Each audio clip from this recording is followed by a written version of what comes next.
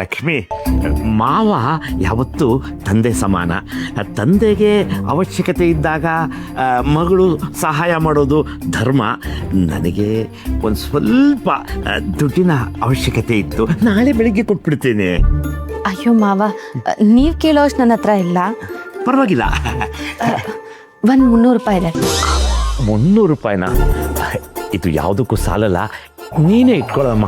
ಕ್ಯಾಂಟೀನಲ್ಲಿ ಏನಾದರೂ ತಿನ್ನೋದಕ್ಕಾಗತ್ತೆ.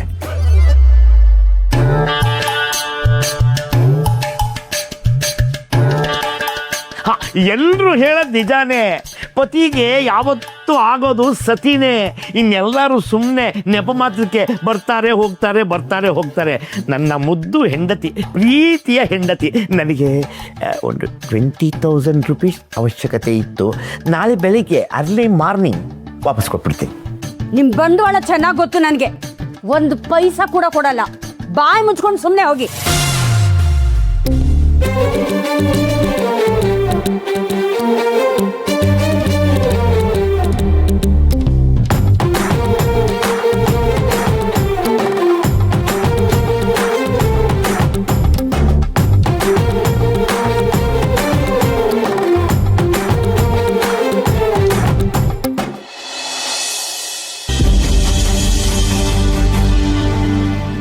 ವಿಜಿ, ಎಷ್ಟೊತ್ತಿಗೆ ಬರ್ತಾರಂತೆ? ಇನ್ನೇನು ಬರ್ತಾರಂತೆ, ತಗೋ ಇದನ್ನ.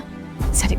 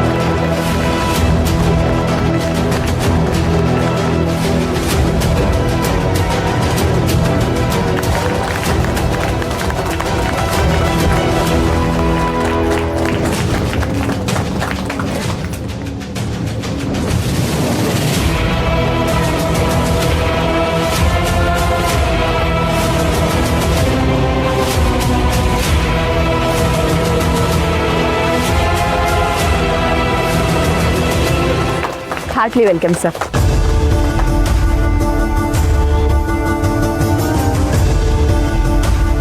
What is this nonsense? ಏನಿದೆಲ್ಲ? ಸರ್, ಹೊಸದಾಗಿ ಆಫೀಸಿಗೆ ಬರ್ತಿರೋ ನಿಮಗೆ ನಮ್ಮ ಎಂಪ್ಲಾಯೀಸ್ ಕಡೆಯಿಂದ sign of respect sir. Respect? ನಾನು ಇದನ್ನ ಕೇಳಿದ್ನ? ಸುಮ್ಮನೆ ಏನಾದರೂ ಒಂದು ಕಾರಣ ಹುಡುಕಿ ಕೆಲಸದಿಂದ ತಪ್ಪಿಸ್ಕೊಳ್ಳೋಕೆ ಕಾಯ್ತಿರ್ತೀರಲ್ವಾ?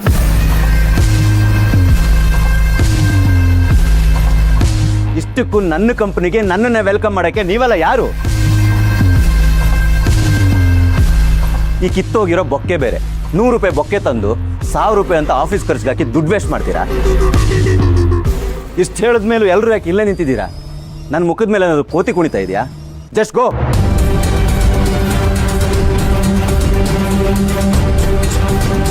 ನಿಮ್ಮಿಬ್ರಿಗೆ ಏನಾದರೂ ಸಪ್ರೇಟಾಗಿ ಅಕ್ಷತೆ ಕೊಟ್ಟು ಕಳಿಸ್ಬೇಕಾ? ನಿಯತ್ತಾಗಿ ಕೆಲಸ ಮಾಡ್ರಿ.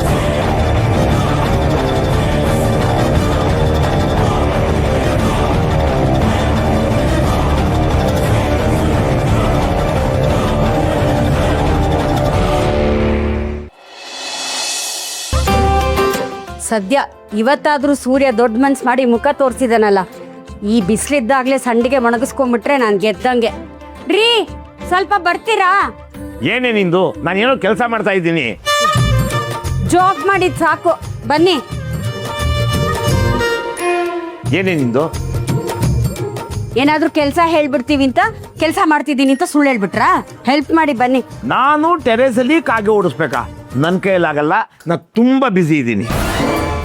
ಅದ್ ಕೂತ್ಕೊಂಡ್ಬಿಟ್ರಿ. ನೋಡಿ, ಈ ಮನೇಲಿ ಕೆಲಸ ಇಲ್ಲ ಅಂದ್ರೆ ನಿಮ್ಗೊಬ್ರಿಗೇನೆ. ಸುಮ್ಮನೆ ನಾಟಕ ಮಾಡಬೇಡಿ, ಬಂದ್ ಕಾಗೆ ಓಡಿಸಿ. ನನ್ನ ಕೈಲಿ ಆಗಲ್ಲ ಅಂದ್ರೆ ಏನೇ ಗೋಲ್ ನಿಂದು?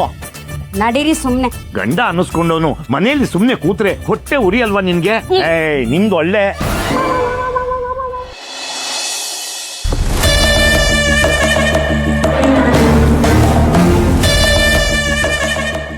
ಇವರೇನೆ ಹಿಂಗ್ ಮಾತಾಡ್ಬಿಟ್ಟು ಹೋದ್ರು.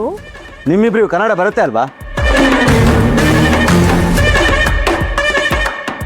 ಆಗ್ಲೇ ಕೆಲಸ ಮಾಡಿ ಅಂತ ಹೇಳ್ದೆ ತಾನೆ, ಇನ್ನೂ ಯಾಕೆ ಇಲ್ಲೇ ನಿಂತಿದ್ದೀರಾ? ಕೆಲಸ ಮಾಡಲ್ವಾ? ಇಷ್ಟು ವರ್ಷನೂ ಇದೇ ತರ ಟೈಮ್ ಪಾಸ್ ಮಾಡ್ಕೊಂಡಿದ್ರಾ? ಕೊಡೋ ಸಂಬಳಕ್ಕೆ ಸ್ವಲ್ಪನೂ ನಿಯತ್ತಿಲ್ವಾ ನಿಮ್ಗೆ? ಸರ್ ದಯವಿಟ್ಟು ಆ ರೀತಿ ಮಾತಾಡಬೇಡಿ. ಇಲ್ಲಿರೋರೆಲ್ಲ ನಿಯತ್ತಾಗಿ ಕೆಲಸ ಮಾಡ್ತಿರೋದಕ್ಕೇನೆ. ಶುರುನಲ್ಲಿ 2 ಬ್ರಾಂಚ್ ಇದ್ದಿದ್ದು ಇವತ್ತು 8 ಬ್ರಾಂಚ್ ಆಗಿರೋದು. ಇಲ್ಲಿರೋರು ಯಾರುವೆ ಇದೊಂದು ಫ್ಯಾಕ್ಟ್ರಿ, ಇಲ್ಲಿ ಕೆಲಸ ಮಾಡದೆ ದುಡ್ಡು ಸಿಗುತ್ತೆ ಅಂತ ಮೆಕ್ಯಾನಿಕಲ್ ಆಗಿ ಕೆಲಸ ಮಾಡ್ತಿಲ್ಲ ಸರ್. ಬದಲಾಗಿ ಇದು ಅನ್ನ ಕೊಡೋ ದೇವಸ್ಥಾನ ಅಂತ ಶ್ರದ್ಧೆಯಿಂದ ಕೆಲಸ ಮಾಡ್ತಿದ್ದಾರೆ. ಇಲ್ಲಿರೋರ್ಗೆಲ್ಲ ಕೆಲ್ಸದ ಮೇಲೆ ತುಂಬಾ ಪ್ರೀತಿ ಇದೆ ಸರ್. ಹಾಗೆ ನಮ್ಮ ಕಂಪ್ನಿ ಅನ್ನೋ ನಿಯತ್ತು ಇದೆ. ಭಾಷಣ ತುಂಬಾ ಚೆನ್ನಾಗಿ ಮಾಡ್ತೀರಾ. ನನ್ನ ಮುಂದೆನೇ ಇಷ್ಟೆಲ್ಲ ಮಾತಾಡ್ತಿರಲ್ಲ, ಯಾರು ನೀವು?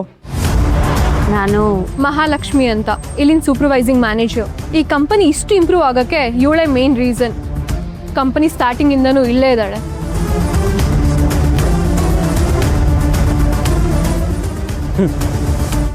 ನೀವೇನಾ ಮಹಾಲಕ್ಷ್ಮಿ?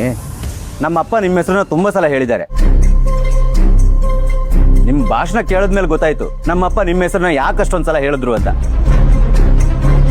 ಜಸ್ಟ್ ಫಾರ್ ಆಸ್ಕಿಂಗ್, ನೀವು ಬರೀ ಬಕೆಟ್ ಹಿಡಿಯೋದಷ್ಟೇ ಮಾಡ್ತಿರೋ ಇಲ್ಲ ಸ್ವಲ್ಪ ಕೆಲಸನೂ ಮಾಡ್ತಿರೋ?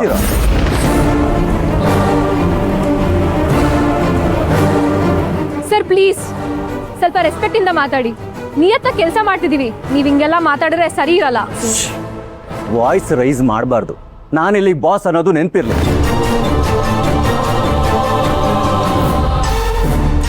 ಇಷ್ಟು ದಿನ ಒಂದ್ ಲೆಕ್ಕ, ಇನ್ಮೇಲಿಂದ ಒಂದ್ ಲೆಕ್ಕ. ಇದು ಅಶ್ವಿನ್ ಆಫೀಸು, ನೆನಪಿರ್ಲಿ.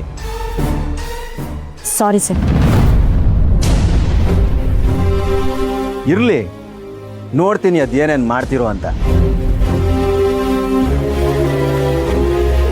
ನಿಂಗೇನ್ ಬುದ್ಧಿ ಇಲ್ವೇನೆ? ತಪ್ಪು ಮಾಡಿಲ್ಲ, ನೀನ್ ಯಾಕೆ ಸಾರಿ ಕೇಳ್ಬೇಕು ಅವನ ಹತ್ರ? ಸ್ವಲ್ಪ ಸಮಾಧಾನ ಮಾಡ್ಕೊಳೆ. ನಾನು ಸಾರಿ ಕೇಳಿರ್ಲಿಲ್ಲ ಅಂದ್ರೆ ಇದು ಬೆಳಿತಾನೆ ಹೋಗ್ತಿತ್ತು. ಈಗ ನೋಡು, ನಾನು ಸಾರಿ ಕೇಳಿದಕ್ಕೆ ಅವ್ರು ಸುಮ್ಮನೆ ಹೋದ್ರು. ಏನ್ ಕರ್ಮನೋ ಏನೋ, ವಿಶ್ವನಾಥ್ ಸರ್ ಅಂತ ಒಳ್ಳೆ ವ್ಯಕ್ತಿಗೆ ಇಂಥ ಕೆಟ್ಟ ಮಗ.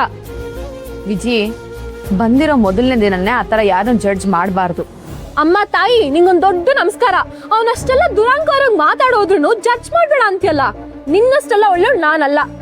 ಸರಿ, ಏನ್ ಮಾಡ್ತೀಯಾ? ಏನು ಮಾಡಕ್ಕಾಗಲ್ಲ ಅಲ್ವಾ? ಅವ್ರಿಗೂ ಇದೆಲ್ಲ ಹೊಸ್ತು ಕಣೆ. ಹೋಗ್ತಾ ಹೋಗ್ತಾ ಎಲ್ಲದಕ್ಕೂ ಹೊಂದ್ಕೋತಾರೆ. ಸ್ವಲ್ಪ ದಿನ ನೋಡೋಣ. ನೀನಾಗೆಲ್ಲ ಆವೇಶದಲ್ಲಿ ಯಾರ ಬಗ್ಗೆನೂ ಮಾತಾಡ್ಬೇಡ.